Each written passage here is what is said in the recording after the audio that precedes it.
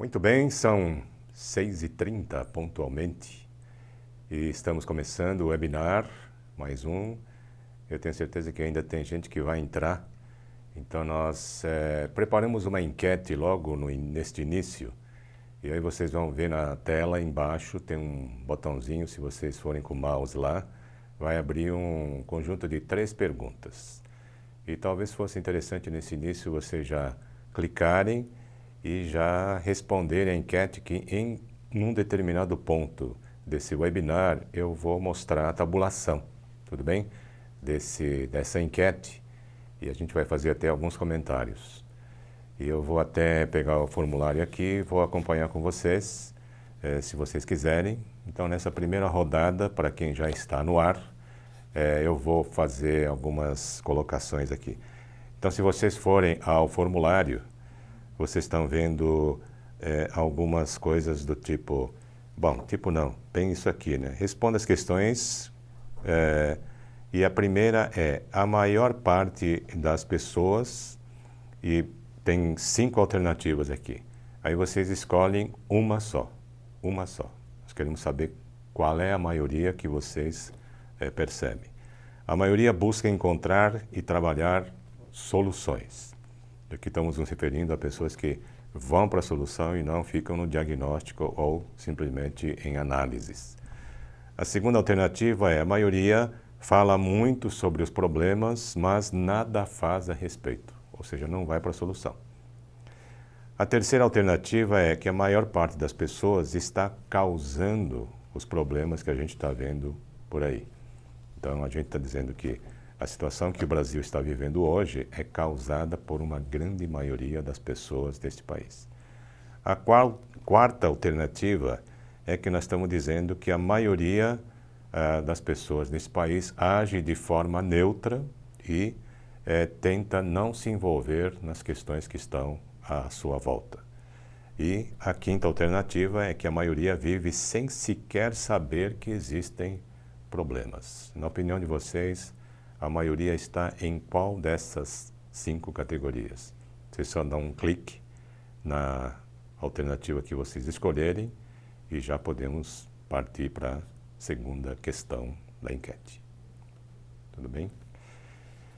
Então, a segunda questão da enquete é assim, dentro do grupo que busca encontrar soluções, encontrar e trabalhar soluções, a maior parte das pessoas foca seus esforços nas causas raiz dos problemas e, portanto, ajuda na cura. Essa é a primeira alternativa. Se vocês acham que a maior parte das pessoas que trabalham, estão o tempo todo trabalhando e buscando soluções, eles fazem isso, se a maioria dessa categoria faz, então vocês assinarem essa primeira alternativa. A alternativa seguinte, a B, é foca seus esforços somente em parte das causas dos problemas. E o fato de deixar outras causas descobertas pode até fazer com que o sistema não consiga se curar. E a terceira alternativa, nós estamos dizendo que a maior parte das pessoas que buscam e trabalham soluções focam seus esforços somente nos sintomas dos problemas. E isso faz com que eles não consigam ajudar na cura do sistema. A maior parte dessa categoria do pessoal que está indo na direção das soluções está em qual dessas 3 categorias? Assinale uma delas, né, e podemos partir para a última questão desta enquete. Isso aqui é como se fosse um primeiro aquecimento, né, em relação aos temas que nós vamos estar trabalhando aqui e depois nós vamos voltar em um determinado momento desse tempo que estaremos juntos. Nós vamos voltar com a tabulação que a nossa equipe vai providenciar. E a terceira questão da enquete é, dentro do grupo que está causando os problemas, a maior parte das pessoas dessa categoria sabe que está causando problemas. Ou seja, causa problemas conscientemente. Essa maioria, então vocês assinalariam aí. Mas tem a alternativa B. A maior parte das pessoas dessa categoria se aproveita do sistema doente, tira vantagens e não sabe que fazendo isso está agravando o problema. não tem consciência de que ao simplesmente se aproveitar do sistema doente, e na medida que a pessoa tenta tirar proveito, ela não sabe que está fazendo com que o problema fique maior, né? Está alimentando o problema. E a terceira alternativa é que a maioria das pessoas vive no sistema doente como se fosse algo normal. E assim ele acaba alimentando a doença sem ter consciência disso. Então aqui nós estamos fazendo uma enquete, trazendo algumas alternativas de coisas que nós aqui, na nossa especialidade, estamos reparando ao nosso redor, especialmente nos projetos que nós vimos desenvolvendo junto aos clientes e junto à sociedade como um todo. Então, nesse início desse webinar, nós estamos com essa enquete e gostaria muito que vocês tomassem alguns minutos para responder a essas 3 questões. E vamos voltar daqui a pouquinho com as tabulações. E vamos fazer comentários sobre esses pontos, que tem muita sutileza para a gente levar em conta na medida que nós estamos buscando formas de sairmos dessa situação que acabamos criando para nós mesmos e tal. Então, esse é o primeiro aquecimento, espero que mais pessoas já tenham entrado, né? Não sei, nunca sei, numa eventualidade dessas, como é que é a pontualidade das pessoas, né? Mas acho que, em respeito às pessoas que já estão no sistema, eu vou começar, então, a nossa apresentação. E na primeira parte eu vou fazer uma espécie de uma palestra, né? Vou fazer algumas reflexões aqui e depois nós temos questões que foram enviadas para nós também integramos essas questões e vamos ter uma sessão de perguntas e respostas. E vamos também fazer comentários também sobre as tabulações as tabulações desse início da enquete. E depois vai ter um fecho. Então, essa é a estrutura desse webinar e estamos planejando que o tempo total da apresentação, das perguntas, dos comentários da enquete, não passe de 60 minutos. Algo importante para o planejamento de vocês. Para quem está nos vendo pela primeira vez, nós somos a Amanakei, meu nome é Oscar Motomura, sou fundador e principal executivo do Grupo Amanakei, que é uma empresa especializada em gestão, estratégia e liderança. Nós temos praticamente 40 anos de existência e nessas 4 décadas temos um foco agudo na questão da estratégia, da gestão e da liderança. E atuamos em 2 áreas principais, uma é uma área de consultoria, e nessa área de consultoria o nicho que escolhemos são equações difíceis. Quanto mais o projeto for difícil, mais atraente é para nós. Então nós gostamos de equações que todo mundo está dizendo que não dá para resolver. Por quê? Porque isso nos estimula a fazer inovações, criar inovações radicais, inovações que vão à raiz dos problemas. E com isso a gente consegue resolver essas equações que todo mundo está dizendo que não dá. Esse é o nosso nicho de consultoria. E também fazemos educação executiva e, eu diria, atualização de executivos, né?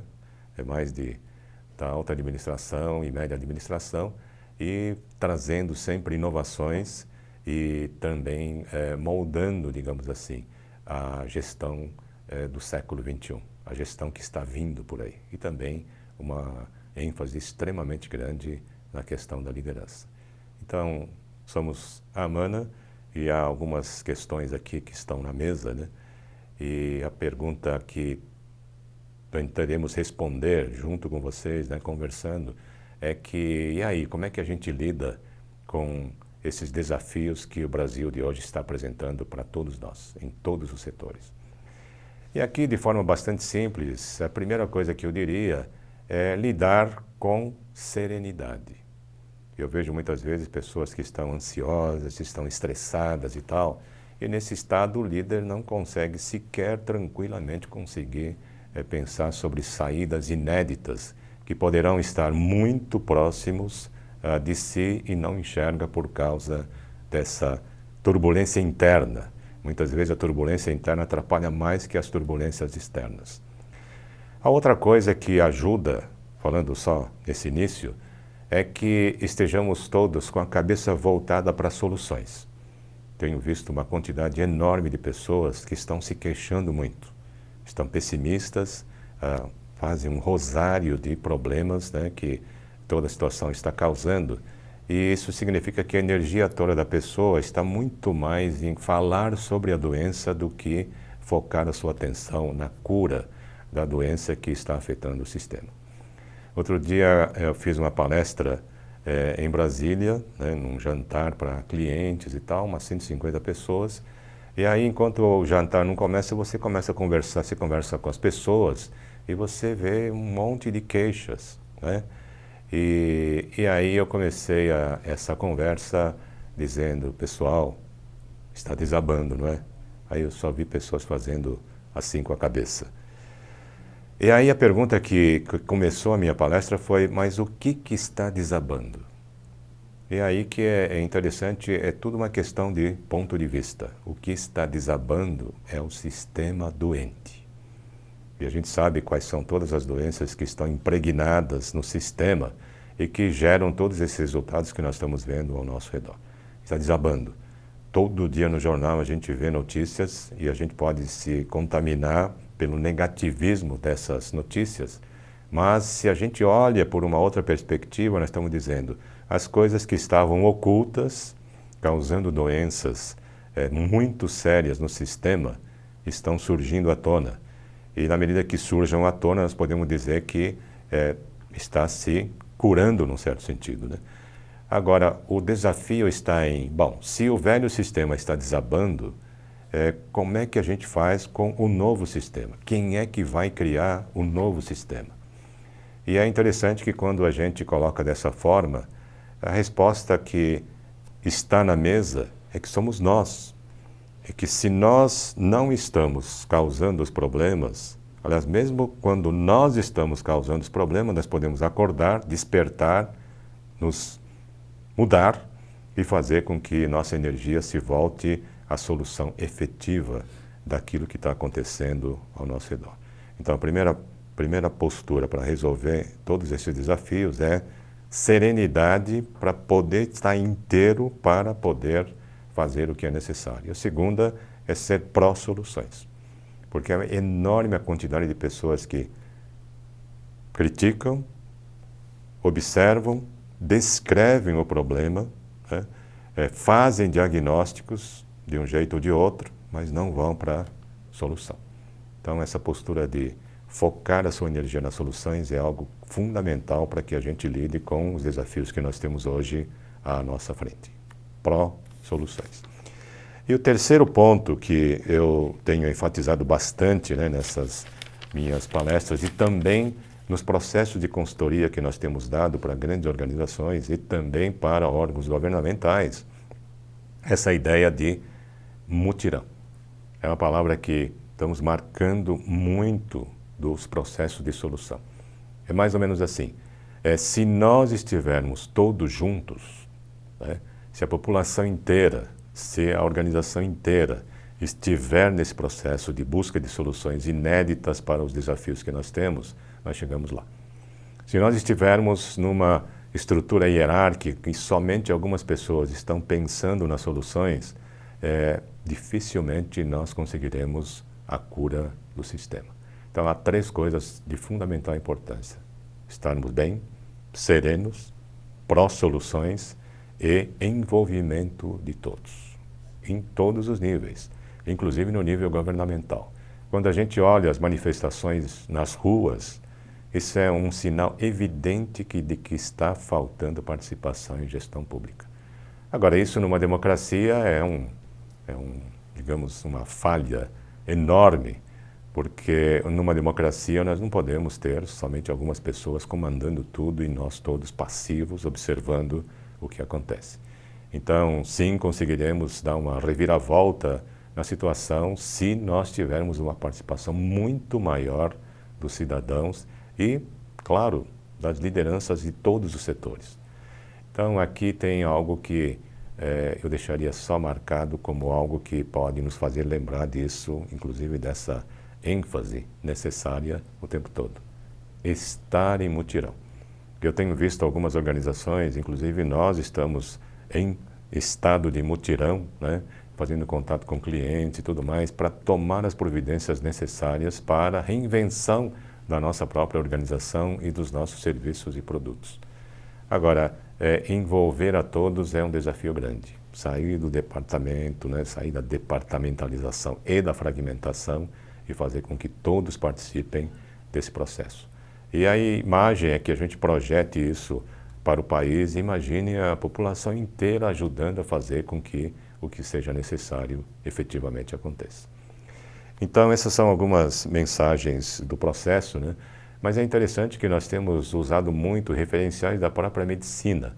Isso nos ajuda muito porque a medicina está muito próxima de cada um de nós, né? Então, todos nós entendemos que o diagnóstico é só um pedaço do processo de cura. Porque se a gente não for para o processo de cura efetivo, a gente não vai chegar lá. Agora, por outro lado, fazer o diagnóstico não é fácil, porque muitas vezes a gente foca um fragmento, por exemplo, um determinado órgão, e não sabe exatamente por que aquele órgão está com problema. Pode ser algo sistêmico, ou seja, a causa raiz pode estar num outro órgão, ou no hábito da pessoa, no modo de viver, tem N possibilidades onde as causas raiz possam estar. Então, nós estamos num momento em que tudo isso que nós estamos vivendo é consequência de algo sistêmico. Há N aspectos muito complexos e que estão interagindo entre si. E a gente está ainda vendo movimentos para focar certas partes e tentar curar a partir daí. Então, a mensagem básica é que se nós desejamos a cura efetiva, nós temos que ter essa visão sistêmica e ter todo esse trabalho de entender como é que está o sistema, quais são as partes doentes, ir às causas raiz e tocar esses pontos, né, para que o sistema como um todo se cure de forma sustentável. Então, essa referência eu vou usar várias vezes nessa primeira parte deste webinar. Agora, outra coisa que caracteriza também esse momento em que nós precisamos estar muito atentos é essa disposição de resolver e acreditar que a gente vai chegar lá. Nós temos visto muitas pessoas pessimistas que acabam, num certo sentido, fazendo com que a sua própria energia vá para trás. E não é dessa forma que a gente vai conseguir resolver todos esses desafios. Aliás, se a gente pensar bem, não é a primeira vez que nós estamos enfrentando situações difíceis na economia, na conjuntura. E se a gente olha ao nosso redor, mais uma vez, vendo quão relativo tudo é, há situações muito mais difíceis que em outras partes do mundo a gente está vendo. Nós temos essa bênção, né, digamos, da ausência de guerras, embora a gente possa até olhar a violência urbana e dizer, opa, nós vamos ter que dar uma atenção muito grande em nossa sociedade para esse aspecto. Mas nós não estamos correndo, como alguns países, o risco de ter uma bomba caindo na sua casa. Então, se a gente olha por aí, a gente diz, olha, até que essa crise é aguda, persistente, complexa, vai exigir muita energia e criatividade nossa, mas precisamos ser otimistas, porque num clima de pessimismo, nós não vamos chegar lá. Então, parece que as lideranças vão ter que trabalhar a energia das pessoas para que, acreditando que há N caminhos à nossa frente, nossa energia vá à busca desse processo todo.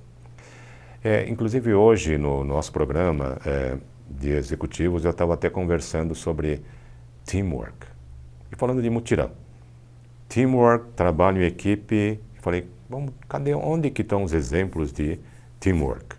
É interessante que quando a gente já pensa em esportes coletivos, onde o teamwork é algo fundamental. A gente pensa em grupos musicais, na arte, a gente vê N lugares onde o teamwork, ou a perfeita sintonia entre seus membros, é fundamental para o seu sucesso.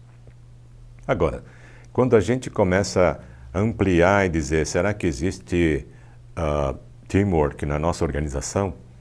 Aí que parece que a coisa fica um pouco estranha, porque numa pequena equipe a gente consegue ver todos interagindo intensamente entre si. Já numa organização maior, as partes estão extremamente esparsas e esse crescimento, esse gigantismo começa a atrapalhar tremendamente, não obstante o fato de que nós queremos mais trabalho em equipe, que faz muito sentido em gestão, estratégia e liderança.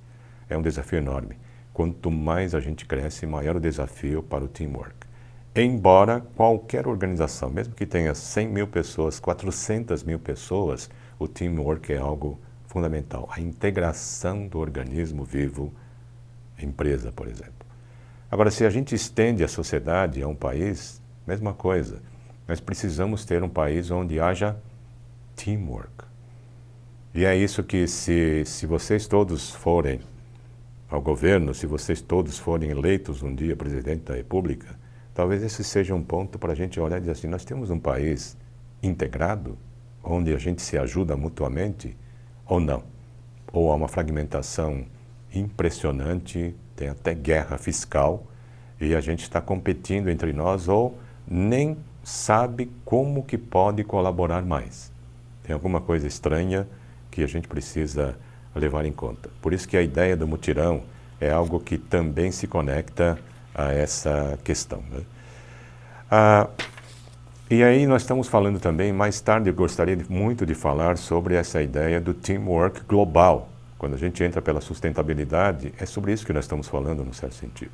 Porque se esse teamwork não estiver acontecendo no melhor nível, a gente não vai também ter essa sustentação do planeta que todo mundo está querendo hoje. Está ficando escandalosamente óbvio, né, que o problema da sustentabilidade é algo muito sério que temos que dar enorme atenção. Mais uma vez, mais essa ideia do teamwork, que envolve grandes sistemas. E falando em sistemas, nós temos que sempre pensar nessa ideia do sistêmico. Então, a sociedade, o sistema onde a gente vive, que inclui sistemas econômicos, políticos, sociais, etc., é um sistema extremamente complexo e, mais uma vez, nós precisamos buscar também soluções integradas. Não são soluções fragmentadas que vão ajudar a gente a resolver os desafios, né, enfrentar bem os desafios que nós estamos vivendo. Então, o processo de mutirão também traz algo cultural. Então, no mutirão é assim, todo mundo de algum jeito ajuda. Outro dia vi um vídeo que fala sobre o mutirão da Estônia para limpar o país. Uma cultura onde parece muito normal jogar lixo na floresta. E um dia eles lançaram um movimento para limpar o país em um dia. É impressionante o processo todo, né? Um grande mutirão e em 5 horas eles conseguem limpar o país como um todo, usando alta tecnologia, mas o processo todo até chegar no dia do mutirão, algo extremamente bem organizado, mas eu acho que vale a pena ver até para entender o que um mutirão consegue fazer. A força de um mutirão, a força quando todo mundo consegue participar e do seu jeito, crianças, adultos, todos juntos, fazer algo pelo país. Isso vai no sentido contrário à cultura do superstar. Talvez hoje, neste momento, para enfrentar os desafios todos que nós temos, não podemos estar esperando um salvador da pátria. Isso já é totalmente démodé. Nós estamos numa era em que, numa democracia plena, onde as pessoas têm acesso à informação, à educação, são pessoas que têm condições de participar intensamente, não faz sentido a gente estar preso a uma cultura do superstar. E aqui algo que nós já colocamos no início, é hora de a gente pegar todas esses objetivos que nós queremos buscar, as soluções que queremos trazer ao sistema, mas também honrar todas as dificuldades que existem para que a gente consiga resolver satisfatoriamente a equação. Então, isso significa que o conceito de equação impossível é quando a gente traz para dentro da equação todas as dificuldades que nós temos. Que dificuldades são essas?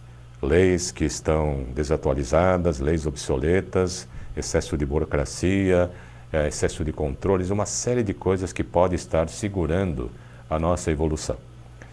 Então, esse tipo de barreira é que tem que ser trazida à equação. uma das equações mais simples que a gente resolveu para um grande cliente foi assim: como crescer sem dinheiro? A equação não é como crescer e depois dizer que não deu para crescer porque não tinha dinheiro. É um equívoco. Então agora quando a gente diz como podemos enfrentar todos os desafios que a gente tem, curar o sistema, não obstante as dificuldades A, B, C, D, etc., aí nós todos estaremos em conjunto resolvendo a equação certa. É, de certa forma, elementar, mas é impressionante a quantidade de pessoas que estão trabalhando em equações parciais, não a equação que inclui todos esses fatores naquilo que tenta se resolver em conjunto. E outra coisa interessante da nossa experiência é quando a gente coloca energia na busca das soluções, para de se queixar, né? E começa a ir na direção das soluções. Impressionante como a gente encontra aliados. É como se os aliados fossem chegando naturalmente, mas é fundamental que a gente inicie esse processo, né, na busca das soluções. E por isso que muitas vezes pode parecer impossível a gente conseguir os resultados, mas na medida que a nossa energia vai em frente, é impressionante também quantas coisas vêm nos ajudar de uma forma absolutamente surpreendente. Então, esse é algo que é o convite de todos para que todos estejam indo à frente na busca de soluções, se juntem, ajudem-se mutuamente, ousem formar parcerias diferentes e tal. Esse é o momento. Então, e pode ser que tudo isso que nós estamos fazendo para superar todas as dificuldades que nós estamos enfrentando acabe criando uma cultura de ajuda mútua na sociedade que nós estamos precisando.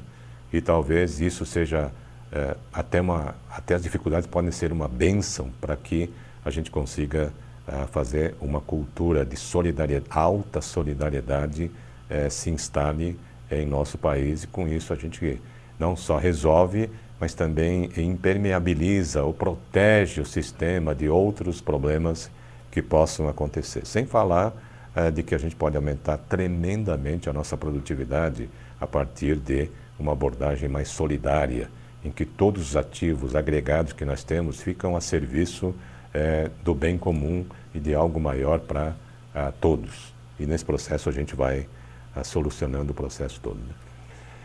E na medida que essas equações impossíveis vêm à mesa, a equação impossível só consegue ser resolvida através de criatividade radical.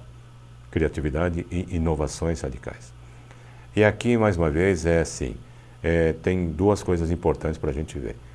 No momento em que nós estamos presos no nosso ego e buscamos somente vantagens pessoais, é como se a nossa própria criatividade ficasse embotada, porque tudo aquilo que temos acesso através da nossa intuição, etc., etc., ela fica embotada, num certo sentido. Então, na medida em que nós abrimos o nosso jeito de ser para algo mais solidário, estamos buscando algo que é melhor para todos, é impressionante como a própria intuição se enriquece, né? E, de repente, o caminho para se criar inovações radicais, ela fica, parece que escancarada à nossa frente. E isso a gente tem sentido em todos os projetos, quando a gente envolve a turma toda e coloca a equação na mesa e está estimulando essa criatividade, impressionante como as ideias aparecem. Estamos, obviamente, numa era em que nós precisamos criar coisas inéditas. Tenho até dito para muita gente, pessoal, nós estamos começando a ficar viciados em melhores práticas, em olhar aquilo que funciona nos outros. E, de repente, nós embotamos a nossa criatividade, a nossa capacidade de criar coisas inéditas, que não tem lugar nenhum. De repente, se a gente se solta para isso, viramos benchmark para outras organizações e outras pessoas. E nesses trabalhos todos, o momento também que a gente tem para enfrentar esses desafios todos é a reinvenção. Reinventar-se. Tem muitos industriais, muitas empresas que estão lá com problemas, né? Mas é hora de a gente reinventar, de forma muito crítica, olhar aquilo que está acontecendo e dizer, quem sabe esse seja o momento que eu devo dar uma reviravolta na empresa.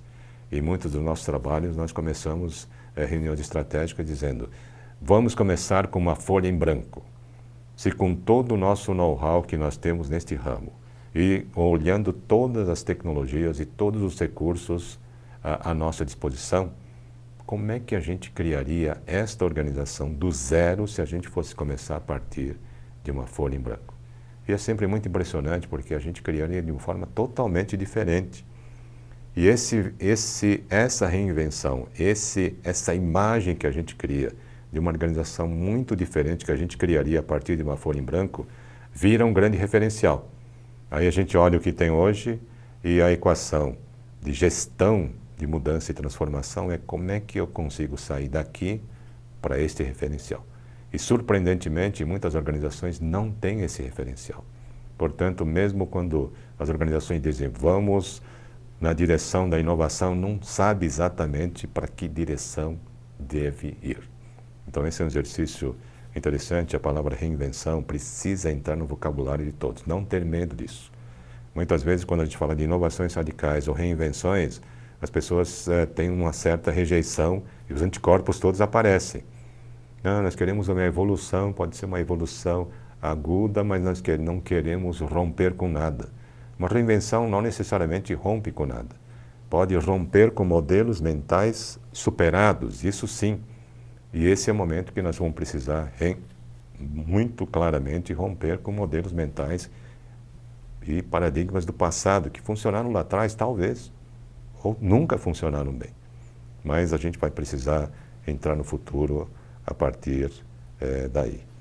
Outra questão que eu queria só dizer é que, na medida que a gente pensa pensa sobre cura do sistema, fazer com que o sistema seja sadio, seja bom para todo mundo e tal, nós temos que olhar todo o know-how que nós temos, inclusive nesse processo de cura. Eu disse no início que é um referencial interessante, em nossos eventos a gente tem trazido até várias formas de medicina que nós temos no mundo. Não só a medicina alopática, mas a medicina homeopática, a medicina antroposófica do Rudolf Steiner, a medicina ayurvédica dos indianos e a medicina taoísta dos chineses. Modelos mentais totalmente diferentes, conceitos de saúde totalmente diferentes, formas de fazer diagnósticos totalmente diferentes e processos de cura que são totalmente diferentes. Agora, no momento que a gente estuda isso e cria referenciais, é impressionante como isso dá um polimento fantástico no nosso próprio processo de resolver problemas. Porque a gente diz, peraí, eu estou usando uma metodologia alopática de intervenção e fazer uma cirurgia, quando na verdade nós precisamos adequar o equilíbrio que precisa existir entre todos os órgãos da nossa organização, do equilíbrio que nós precisamos trazer em relação à energia das pessoas, à motivação das pessoas. Agora, no momento em que a gente aumenta o repertório, nós começamos a integrar tudo. Há momentos, sim, que está tendo hemorragia, nós vamos ter que entrar de forma bastante forte e alopática como uma intervenção, e haverá momentos que nós vamos ter que trabalhar as pessoas, a energia das pessoas, para que as condições fundamentais existam, para que a gente consiga resolver todos esses desafios da forma mais integrada e satisfatória e duradoura possível. Então, esses são alguns referenciais que nós precisamos trazer. Muitas organizações estão assim, usando só um método para tentar resolver uma coisa muito complexa que, mais do que nunca, precisa de uma abordagem mais 360 graus para que as soluções venham da forma mais eficaz possível. Agora, isso significa também arredondamento da própria formação e atualização dos executivos, dos líderes e também da organização como um todo. Muitas vezes nós temos uma formação muito especializada e não conseguimos ter essa educação 360 graus e, portanto, não conseguimos enxergar a própria equação e o que está acontecendo no sistema como um todo. Não conseguimos enxergar. E vira uma questão de um desafio para a nossa própria capacidade. E hoje nós vamos ter que pensar muito seriamente nesse processo, né? E por outro lado, quando a gente olha o sistema, só uma última coisa que eu queria colocar aqui, antes de a gente ouvir as perguntas e comentar a enquete, eu queria dizer algo que nós temos trabalhando um bocado. A gente olha o sistema como um todo, a gente pode dizer, nossa, deu trabalho para montar todo esse sistema, onde a gente tem instituições das mais variadas formas, na área pública e na privada. e também da sociedade civil. Os sistemas estão aí. A pergunta é, estão funcionando bem? A outra pergunta é que precisamos trazer à mesa: as instituições que nós temos em nossa sociedade estão cumprindo o propósito para o qual foram criadas?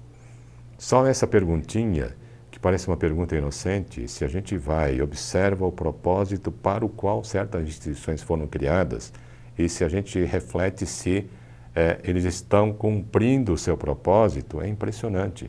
Porque muitas vezes, levados por pressões do dia a dia, levando por uma série de distorções, essas instituições já se perderam, não estão mais cumprindo o propósito que justificou a sua fundação e o propósito que justifica a sua existência. Só de resgatar isso é impressionante como muitas coisas se curam de forma espontânea na organização.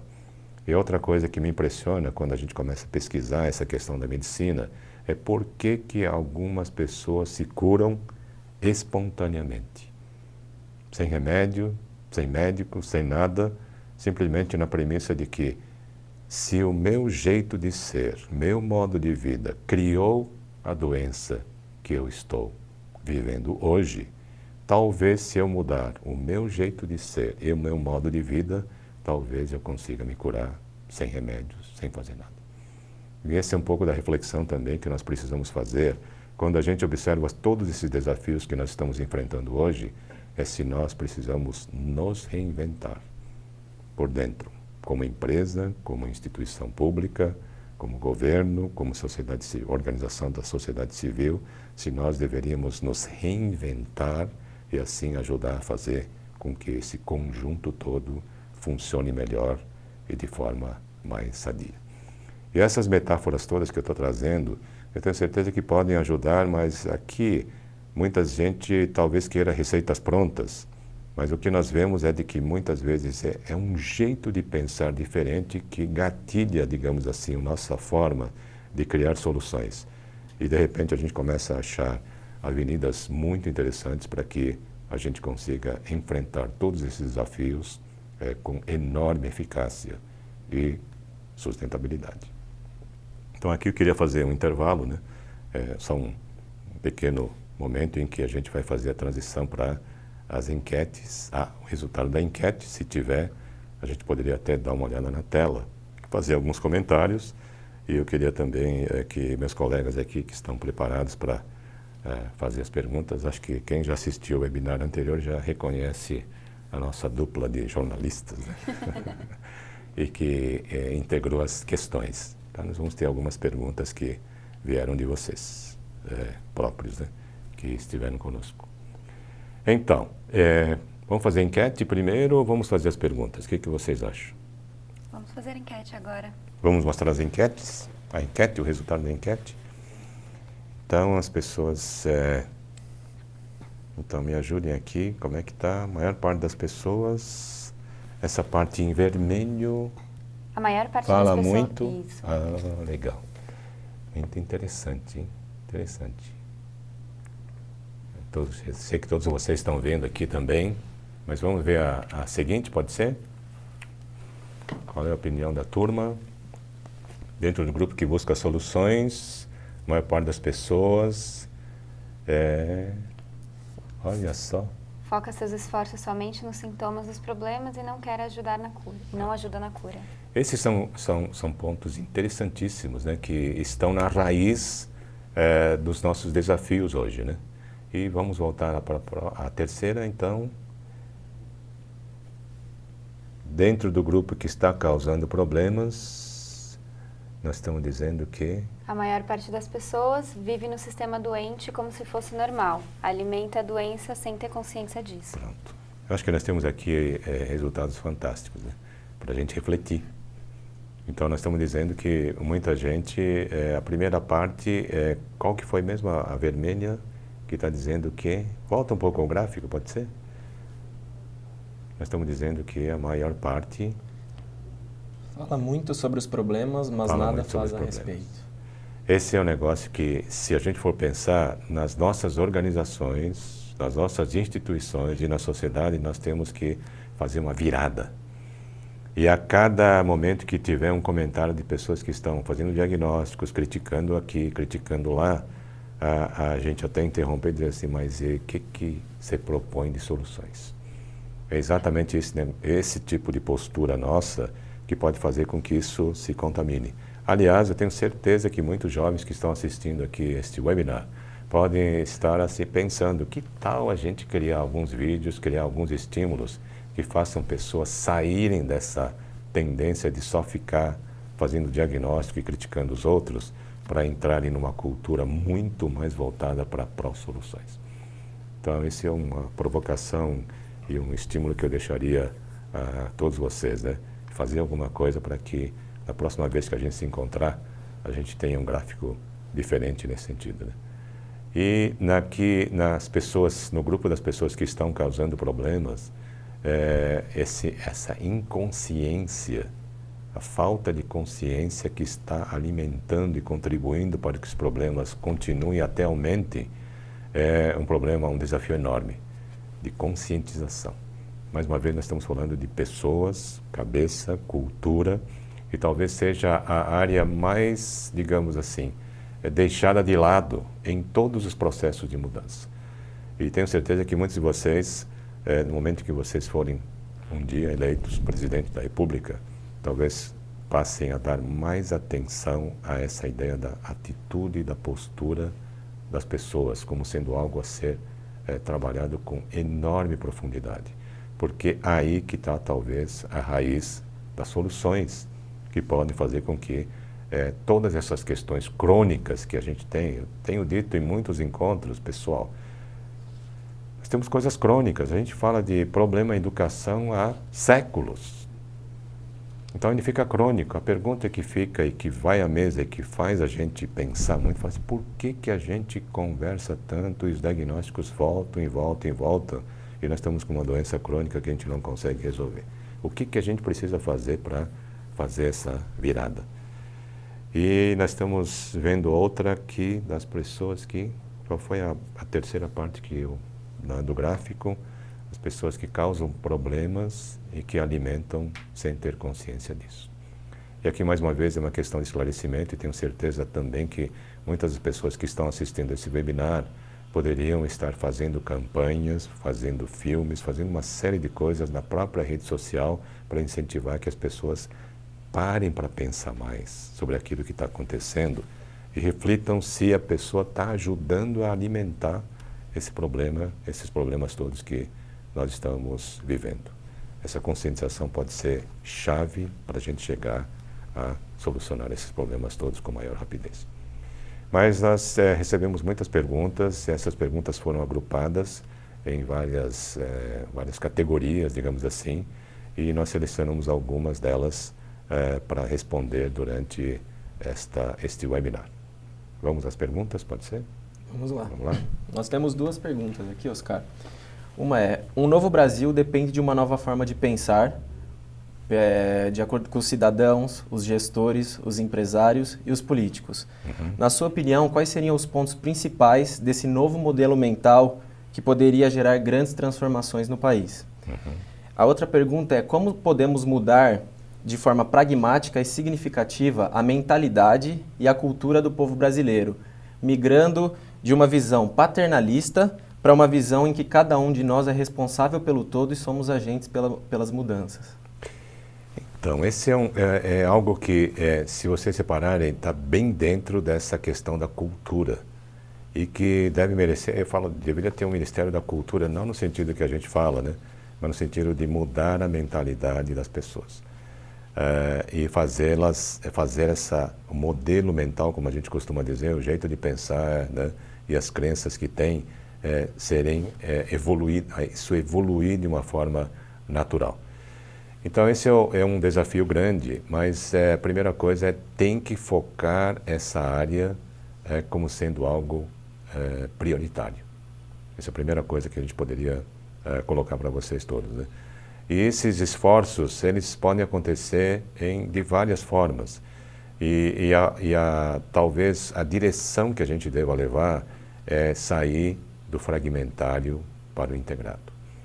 e assegurar que a nossa cultura seja muito mais solidária e que todos nós estejamos pensando no bem maior, no bem comum, no bem do Brasil, no bem do nosso país e da contribuição que nós estamos fazendo para o mundo. Então, esse tipo de apelo, digamos assim, é algo que começa a fazer com que as pessoas saiam do seu ego, saiam das suas preocupações só pessoais, saiam de tirar vantagem para si e comecem a pensar no bem comum. Eu tenho certeza que na medida que a gente consiga focar a energia das pessoas, a visão das pessoas, de dar significado à sua vida, contribuindo para a evolução do todo, é uma transformação interna de enorme proporção. E é através desse tipo de coisa que nós podemos fazer com que essa cultura mude. Então, todos nós, no fundo, buscamos significado para as nossas vidas. E é a partir do toque que a gente dá nesse ponto é que nós podemos fazer com que as pessoas busquem evoluir na direção de algo muito mais a serviço do bem comum do que egoisticamente tentar puxar tudo para si. Que é algo que não está aqui só presente no Brasil, em todo lugar isso acontece. E é interessante, outro dia vi pela primeira vez um estudo sobre países bons, good countries. E era uma pesquisa que eu não conhecia, um empresário que lançou esse movimento, fez uma série de estudos e pesquisas e fez um ranking dos países. Quais são os países que mais contribuem para o bem-estar do todo, do conjunto de todos os países. E apareceu a Irlanda em primeiro lugar, pelo equilíbrio com que ele faz. São 8 fatores, eles estão extremamente equilibrados e é um país que está contribuindo para o todo do planeta. E eu acho interessante que, na medida que a gente converse sobre essas coisas, a gente traz para o nosso universo e faça até um ranking interno, né? Até que ponto eu estou contribuindo para a melhoria do todo, né? Numa postura de solidariedade e tal. Esse tipo de reflexão, se a gente conseguir incentivar massivamente na nossa sociedade, é impressionante o que pode acontecer com a nossa cultura e nossos valores, né? E aí? Próxima pergunta está bem relacionada a isso que você estava falando, mas ela vai bem direto ao ponto. As pessoas querem saber, a sociedade realmente tem condições de reverter essa situação e criar uma transformação mesmo sem o apoio e a ação do governo? E se sim, como? Interessante. Essa é uma pergunta interessante de um lado, mas a gente tem que voltar e pensar um pouco sobre o que é o governo, né? O governo somos nós que escolhemos numa democracia, então o governo somos nós também. Então essa é uma pergunta interessante, né? Que na medida em que nós todos como sociedade nos mobilizemos, não dá para deixar a sociedade, não dá para deixar o governo de lado, porque nós estamos falando que nós colocamos representantes nossos no governo, portanto o governo somos nós, a sociedade. Agora, se o governo não está indo na direção certa, nós temos que estar muito participantes para fazer com que a direção seja mudada. Então, essa ideia de que podemos fazer isso sem governo, eu diria, não faz sentido fazer isso. Agora, essa pergunta tem 2 facetas, né?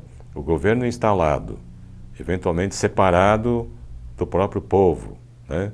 Da população, não envolve, não dá participação à população e tal, esse governo, sem esse governo, nós podemos fazer a transformação necessária? Eu diria que não. Nós vamos ter que envolvê-los. Se nós não somos envolvidos, não podemos ficar passivos aqui simplesmente esperando que um dia sejamos envolvidos. Nós temos que usar todas as instituições que existem e assegurar a participação que é necessária, absolutamente necessária, numa democracia. Agora, se a gente fica numa imagem de que governo é de um lado, as instituições privadas de outro e tal, se essa mentalidade continuar, a gente não vai conseguir nem sair do lugar. Então, é uma questão de abordagem. Numa democracia, o governo somos nós. Isso significa que a sociedade que se mobiliza precisa envolver o governo E se o governo não se envolve e não envolve a população, temos que achar formas estratégicas de fazer isso acontecer, senão a gente não vai chegar lá. Bom, mais uma pergunta. Por que a maioria das lideranças das organizações ainda não prioriza a realização das transformações necessárias? O que move os empresários brasileiros e como convencê-los a trabalhar para o Brasil e não somente pelos interesses individuais? Uhum. Essa é uma pergunta interessante porque isso muitas vezes depende da nossa educação, né? Num certo sentido, nós somos educados para fazer com que a nossa empresa tenha sucesso. Então, é uma questão de modelo mental, falando em cultura de novo, né? Nós somos educados para fazer o máximo pela nossa empresa, a gente até considera os stakeholders, todos os grupos de interesse, a gente põe até a sociedade dentro desse grupo de stakeholders, mas muitas vezes a gente, numa filosofia equivocada, a gente coloca o acionista em primeiro lugar e longe dos outros stakeholders. E toda vez que a gente ouve falar do Balance Scorecard, na verdade, o Kaplan tentou equilibrar esse negócio, dizendo que uma organização de sucesso precisa equilibrar essa atenção a todos os stakeholders, inclusive a sociedade, porque faz sentido. Infelizmente, nós estamos escravizados agora pelos índices, pelos indicadores. Então, o scorecard, o Balance Scorecard virou scorecard. A parte mais importante da teoria do Kaplan, que era o balanced, que é o equilíbrio, um conjunto equilibrado de medidas que faça com que a organização evolua da melhor forma, ela se perdeu, esse conceito se perdeu um pouco. Então nós temos que retornar e ter uma filosofia de gestão que talvez faça com que a gente coloque os acionistas em último lugar. E existem algumas organizações altamente conscientes que fazem isso. Em primeiro lugar são as pessoas a quem a organização serve, os clientes finais, e que está ligado aos serviços e produtos que ela oferece. E todos os outros stakeholders, primeiro e em último, os acionistas. O que significa que se a organização não trata bem todos os stakeholders anteriores, os acionistas não merecem o lucro que geram, porque ele não é de grande qualidade. Essa é a filosofia de gestão. Agora, isso que daria equilíbrio, né, às organizações e tudo mais. Então, é uma questão de ponto de vista, nós fomos educados para maximizar os resultados e daqui a pouco nós estamos ignorando todo esse contexto dentro do qual nós vivemos. Toda organização tem um propósito, toda organização é uma organização de serviço e deveria estar a serviço da evolução da sociedade como um todo. No mínimo, eu diria, é inteligente, porque não dá para a gente ser número 1, está no ranking, ter um lucro extraordinário dentro de um contexto que está desabando. Então, mais do que nunca, o momento que nós estamos vivendo, nós estamos começando a fazer com que os próprios empresários acordem num certo sentido, né? E no passado a gente viu muitos embates, sabe de quem? Dos idealistas, dos utópicos e das pessoas pragmáticas que buscam o lucro, talvez até a qualquer custo, e ainda fazem bullying em relação aos idealistas, chamando quase de trouxas. Então isso está ficando evidente agora que no longo prazo a gente está vendo para onde que essas coisas estão indo.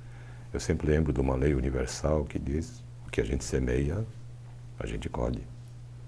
E não tem jeito. O que a gente semeia, a gente colhe. Se estamos plantando bem, a gente vai plantar o bem. Não ficar preocupado com o bullying, não ficar preocupado com as críticas, não ficar preocupado com a inversão de valores e semear o bem. Semear o bem para o todo, de uma forma solidária, e os resultados virão. Agora, se a gente semeia coisas negativas, né, o lucro a qualquer preço e faz qualquer coisa para maximizar o lucro, você está semeando uma série de coisas que um dia voltam. É o que nós estamos vendo. Então, talvez seja um momento muito interessante de todos nós pararmos para refletir, independentemente de o que a gente andou semeando, esse momento de parar e refletir e dizer: será que eu quero continuar fazendo as coisas dessa forma?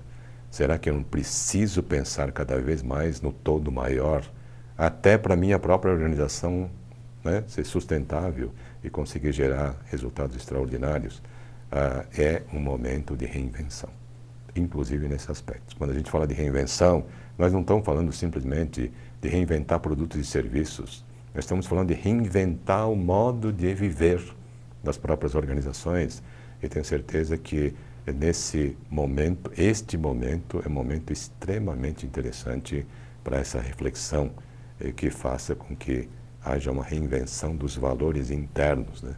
Isso vai ser fantástico, porque isso representa um enorme mutirão de pessoas sintonizadas e empresários sintonizados à busca do bem comum e fazer com que o todo esteja evoluindo o tempo todo. Vai ser bom para todos. Acho que a gente tem tempo para uma última perguntinha. Sim. Você estava falando sobre a forma como nós somos educados, né? E as pessoas perguntaram muito sobre educação. E a gente tem uma pergunta aqui que é: como transformar o nosso modelo atual de educação em um modelo que busque desenvolver nas crianças desde muito cedo essa capacidade de solucionar equações muito difíceis e em prol do bem comum? Legal. Na verdade, esse tema foi trabalhado com alguma profundidade no primeiro webinar que nós fizemos, quando nós focamos na questão da ética, né? Mas eu poderia simplesmente dizer algo, não sei se talvez vá ser diferente, né? Mas nós estamos muito, assim, quase que cronicamente preocupados em fazer com que a educação melhore. Eu digo cronicamente assim, tentamos, não conseguimos, tentamos, não conseguimos, tentamos, não conseguimos. Então a equação se torna uma doença crônica. E por que nós não conseguimos? Porque a gente não está enxergando o conjunto como um todo. Educação não é só aquilo que acontece em sala de aula. Eu fiz um workshop para a Unesco, na reunião mundial da Unesco em Nagoya, no Japão, e a minha tese lá foi, aliás, isso vai ser colocado à disposição também de vocês, né? Esse workshop que eu fiz em Nagoya sobre educação.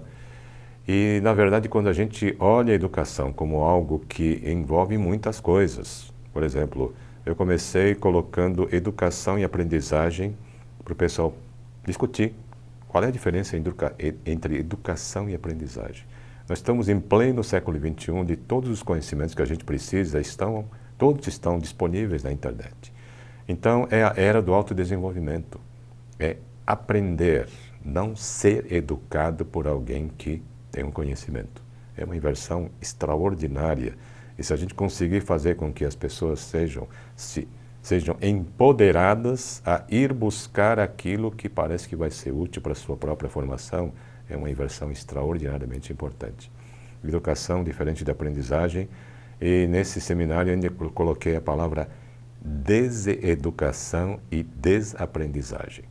Não é só educação, novos conhecimentos, mas muitas vezes a educação para valer, profunda, requer a gente desaprender coisas erradas ou coisas superadas já, que estão dentro de nós ainda.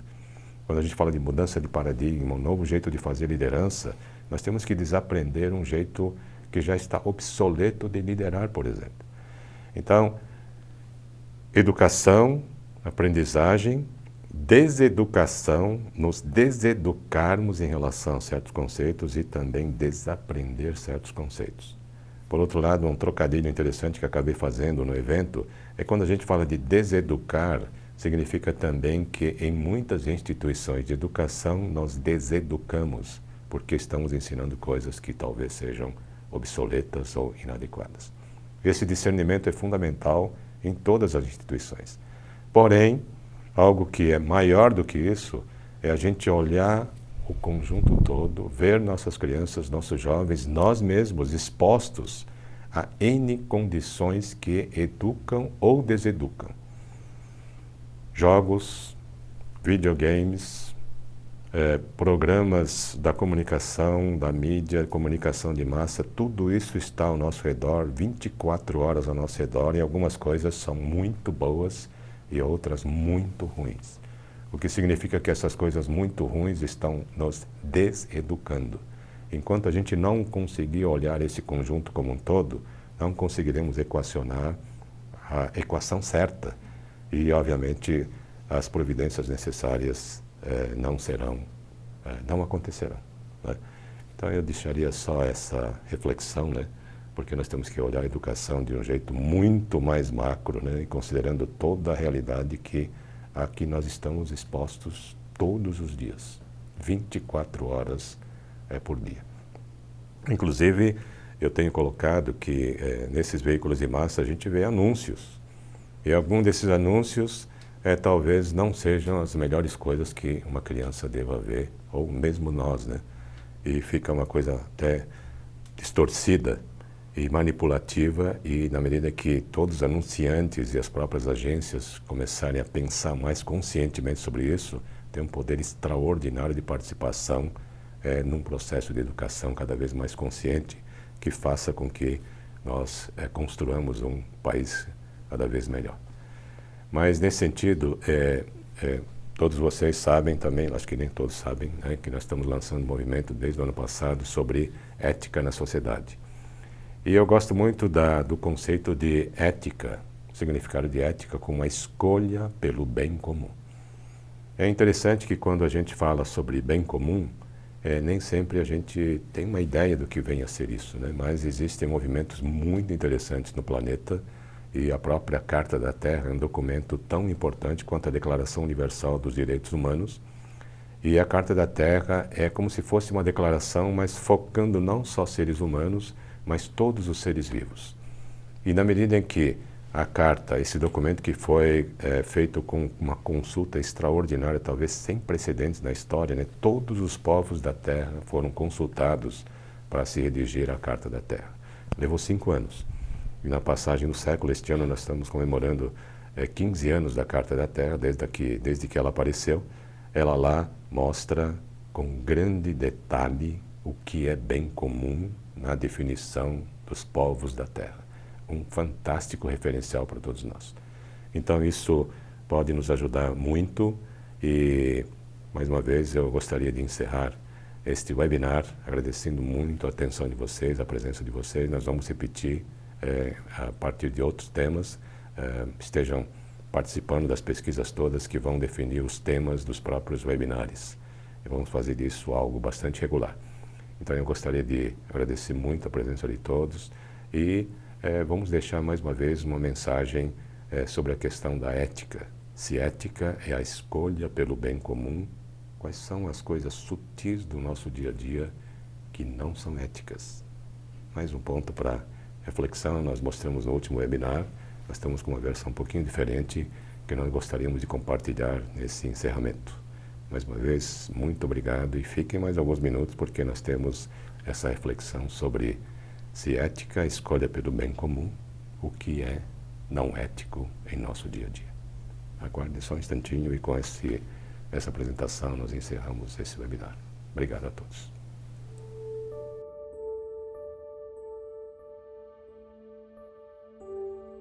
Se ética é a escolha pelo bem comum, incluindo aí todos os seres vivos, o que seria não ético no nosso dia a dia? Se ética é a escolha pelo bem comum, decidir não agir porque existem dificuldades e incerteza, isso não é ético. Se ética é a escolha pelo bem comum, decidir omitir suas propostas, ideias e ações para não ir contra a maioria, isso é não ético. Se ética é a escolha pelo bem comum, decidir viabilizar o viável em vez de procurar tornar possível o impossível, isso não é ético. Se ética é a escolha pelo bem comum, decidir usar apenas parte do seu potencial, poupando a outra parte para interesses pessoais, esse é um ato não ético. Se ética é a escolha pelo bem comum, decidir não agir, se manter em silêncio, deixando o medo prevalecer, esse é um ato não ético. Se ética é a escolha pelo bem comum, decidir se conformar com a letra da lei, em vez de persistir pelo espírito da lei, esse é um ato não ético. Se ética é a escolha pelo bem comum, decidir não fazer face aos desafios de grande escala e complexidade, porque parecem além da conta e porque ninguém até hoje tentou, esse é um ato não ético. Se ética é a escolha pelo bem comum, decidir protelar ações ousadas de novo e de novo, esperando o tal do momento certo, esse é um ato não ético. Se ética é a escolha pelo bem comum, decidir não ir em frente porque não será reconhecido como autor da ideia, esse é um ato não ético. Se ética é a escolha pelo bem comum, decidir entrar no jogo, fingindo não perceber as manipulações em processo, esse é um ato não ético. Se ética é a escolha pelo bem comum, decidir viver no reino das ideias, dos diagnósticos e das teorias, em vez de assumir os riscos da ação, esse é um ato não ético. Se ética é a escolha pelo bem comum, decidir rejeitar toda e qualquer proposta diferente, inclusive suas próprias, mesmo quando as ideias tradicionais não estiverem funcionando, esse é um ato não ético. Se ética é a escolha pelo bem comum, decidir rejeitar qualquer proposta que pareça idealista ou utópica, esse é um ato não ético. E se ética é a escolha pelo bem comum, decidir deixar tudo como está, porque o caminho para a perfeição é muito complexo e difícil de implementar, definitivamente esse é um ato não ético.